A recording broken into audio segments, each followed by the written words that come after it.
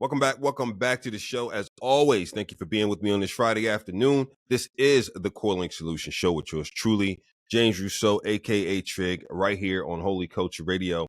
And I asked you at the top of the show, how are you thinking about guiding the development of your children?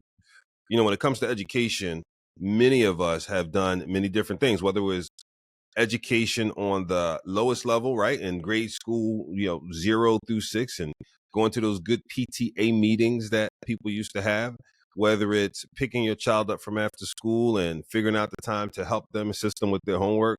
Some of that's the drive in the car and answering questions. Some of it's sitting at the kitchen or dining room table, or whether it's taking them to tutoring, virtually or physically, driving them over to a tutor for help they need in a certain area.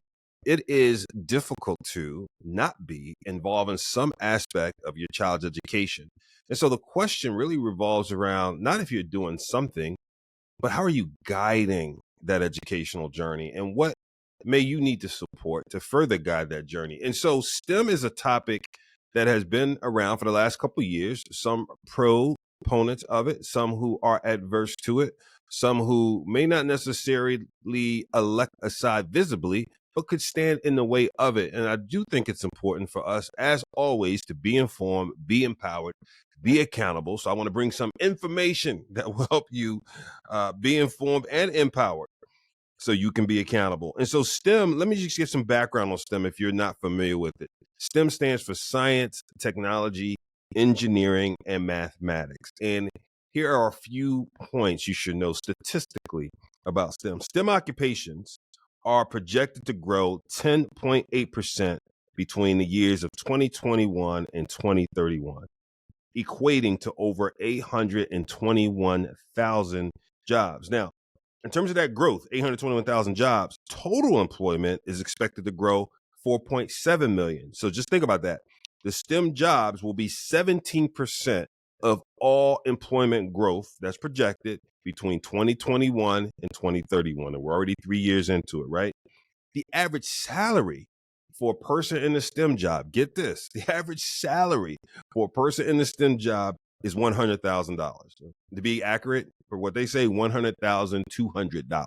So just pause on that for a second. We know that's far above the average salary in the country, right? If I can remember correctly, average salary in the country is closer to 40,000 or so.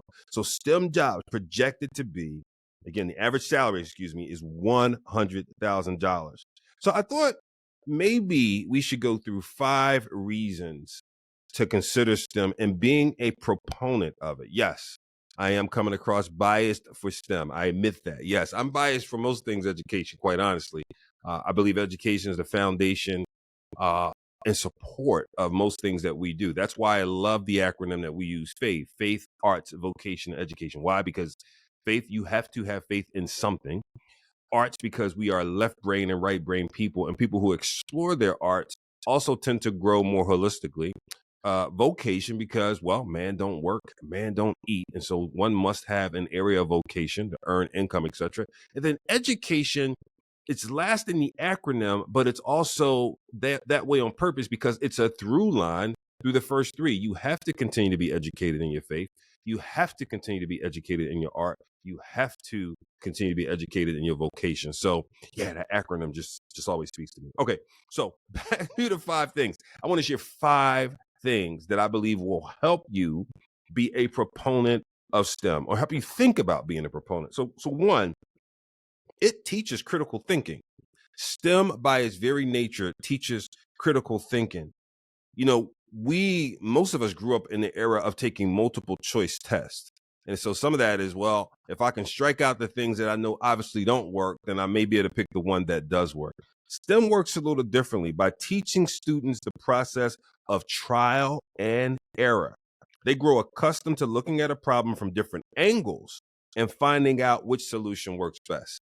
Critical thinking. I mean, can you really do a good job at underscoring how critical, no pun intended, critical thinking is, right? To be able to look at things and examine them from different directions and figure out the best option versus looking at a set and trying to deselect, right? Or becoming scared of trial and error. Let's be honest. Sometimes we feel like we are a little bit more sensitive to failure. And trial and error is a natural part of life. No matter how much we see on social media in terms of the victory dances and the top of the mountains, the fact is there are tons of valleys we'll go through. Trial and error is a part of life. So having an educational process that teaches trial and error, come on, family, that is invaluable. Number two, it teaches teamwork. You can just stop right there. It teaches teamwork. We're in a day and time where we see more isolation than ever before. We see more, what I would say, promotion of solo victories than ever before. But we also know, those of us who've been around for a little bit and worked in different areas, industries, teams, etc., that it's the teamwork that makes the dream work. Being a part of a team, leveraging skills, gifts, talents of different members on that team takes you to different places. Like say, you know what, you can go fast by yourself, but you go longer when you go with someone else. So those are the first two of the 5 reasons I believe you may want to be a proponent of STEM. When I come back from this music break and paying some bills, I'll go through the last 3.